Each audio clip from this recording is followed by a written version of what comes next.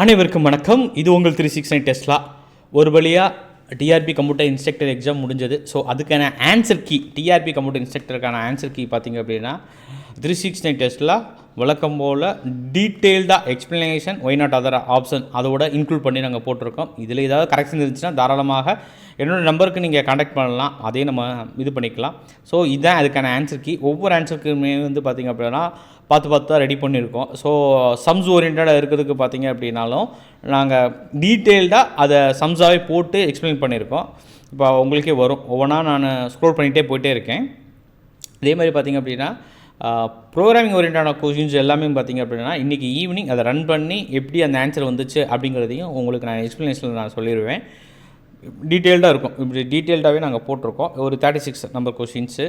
So அப்படியே scroll பண்ணிட்டே போகிறேன். மொத்தம் எவ்வளோ பேஜஸ் வருது அப்படின்னா 132 பேஜஸ் இருக்குது. மொத்தம் எவ்வளோ பேஜஸ் இருக்குது அப்படின்னா 132 பேஜஸ் இருக்குது. இந்த ஆன்சர் கீ நம்ம இப்போ ரெடி பண்ணியிருக்குது. அப்படியே உங்களுக்கு காமிக்கிறேன் ஒவ்வொன்றாவும். ஸோ அதான் 369 டெஸ்லா அண்டு எடினூரா ப்ரைவேட் லிமிட்டடை பொறுத்த வரைக்கும் இது பண்ணாலுமே ஒரு யூனிக்காக பண்ணுவோம். ஸோ அதனால தான் கொஞ்சம் டிலே ஆகிடுச்சு, ஒரு ½ டிலே. இல்லை அப்படின்னா ஒய் நாட் அதர் ஆப்ஷனு அப்புறம் டீட்டெயில் எக்ஸ்ப்ளனேஷன் இருந்துச்சுன்னா மோர் தென் பெட்டராக இருக்கும் நம்மளோட ஸ்டூடெண்ட்ஸ்க்கு அண்டர்ஸ்டாண்டிங்க்கு அப்படிங்கிறதுக்காக.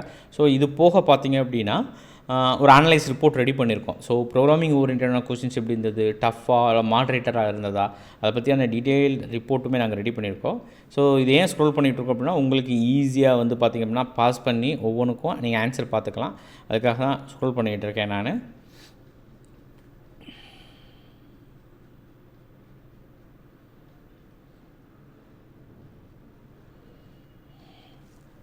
இந்த ஆன்சரை பற்றி ஆன்சர் டிஸ்கஷன்ஸ் பார்த்திங்க அப்படின்னா உங்களுக்கு நான் போடுறேன். ஆன்சர் டிஸ்கஷன் டீட்டெயில்டாக நாங்கள் போடுறோம். இப்போ கம்ப்ளீட்டாகவே முடிச்சாச்சு. இப்போ 130 கொஸ்டின்ஸுக்கு கம்ப்யூட்டர் இன்ஸ்ட்ரக்டருக்கு பொறுத்த வரைக்கும் கம்ப்ளீட்டாக டீட்டெயிலாக எக்ஸ்ப்ளனேஷன் ஒய் நாட் அதர் ஆப்ஷனோட தான் நம்ம இப்போ ரெடி பண்ணியிருக்கோம் நம்ம. ஸோ இந்த பிடிஎஃப் வந்து ஒரு சில இதெல்லாம் இருக்குது. நான் முடிச்சுட்டு உங்களுக்கு நான் இந்த பிடிஎஃபை நம்மளோட குரூப் எல்லா குரூப்லேயும் நான் உங்களுக்கு நான் போட்டு வரேன், ஷேர் பண்ணுறேன். நீங்கள் தாராளமாக நீங்கள் யாருக்குனாலும் ஷேர் பண்ணிக்கலாம்.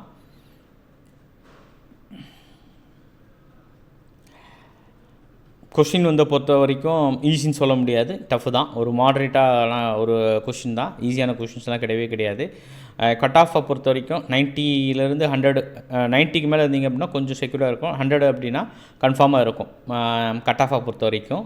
ஏன் அப்படின்னா கொஷின் அந்தளவுக்கு தான் இருந்தது ஸ்டாண்டர்டு. இப்போ நம்ம ஆன்சருக்கு ரெடி பண்ணும்போது நம்ம பார்த்தோம். ஸோ அதை பற்றியுமே டீட்டெயிலாக ஒரு ரிப்போர்ட் ரெடி பண்ணியிருக்கோம்.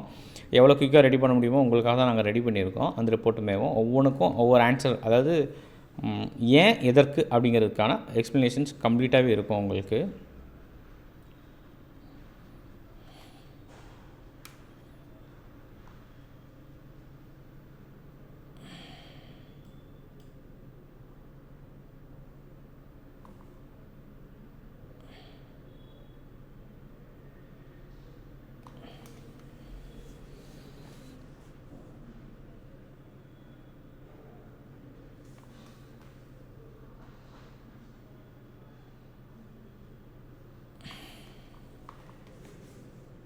இப்போ இது அதாவது ஒவ்வொரு கொஸ்டின்ஸுக்கும் நாங்கள் பார்த்து தான் ரெடி பண்ணியிருக்கோம். மிஸ்டேக் இருந்துச்சு அப்படின்னா நீங்கள் தாராளமாக நீங்கள் சொன்னீங்க அப்படின்னா அதையும் நாங்கள் ரெக்டிஃபை பண்ணிடுவோம். அது ஒன்றும் நோ இஷ்யூஸ். நல்லா எழுதிருப்பீங்க நான் நம்புகிறேன். கட் ஆஃபை பொறுத்த வரைக்கும் நான் இப்போ சொல்கிறது தான் 90+ இருந்தீங்க அப்படின்னாவே மோர் ஓவர் செக்யூர் அப்படிங்கிற மாதிரி தான் தோணுது. ஏன்னா கொஸ்டின்ஸ் வந்து நல்ல ஸ்டாண்டர்டாக தான் இருந்தது. அவ்வளோ ஒன்றும் ஈஸியான கொஸ்டின்ஸ்லாம் கிடையாது. ஈஸியான கொஸ்டின்ஸ் அப்படிங்கிறது ஒரு 4-5 கொஸ்டின்ஸ் இருக்கும். அதுக்காக டோட்டலாகவே வந்து இது வந்து ஒரு ஈஸியான கொஸ்டின்ஸ் அப்படின்னு நம்ம சொல்லிட முடியாது. அது ரொம்ப ரொம்ப ரொம்ப ரொம்ப ரொம்ப முக்கியம்.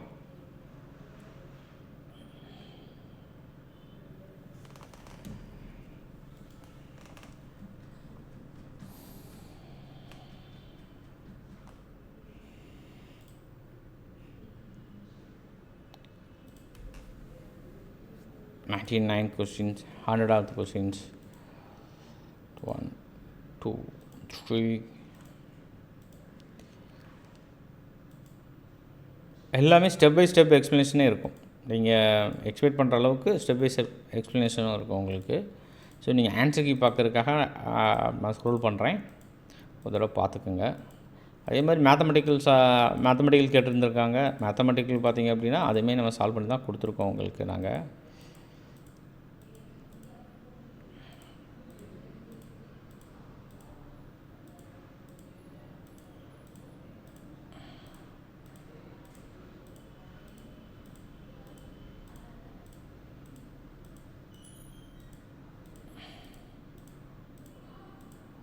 அடுத்து போடக்கூடிய டிஆர்பி அண்டு காலேஜ் எக்ஸாம்ஸுக்கும் பார்த்திங்க அப்படின்னா கிளாஸஸ் நம்ம ஸ்டார்ட் பண்ண போகிறோம்.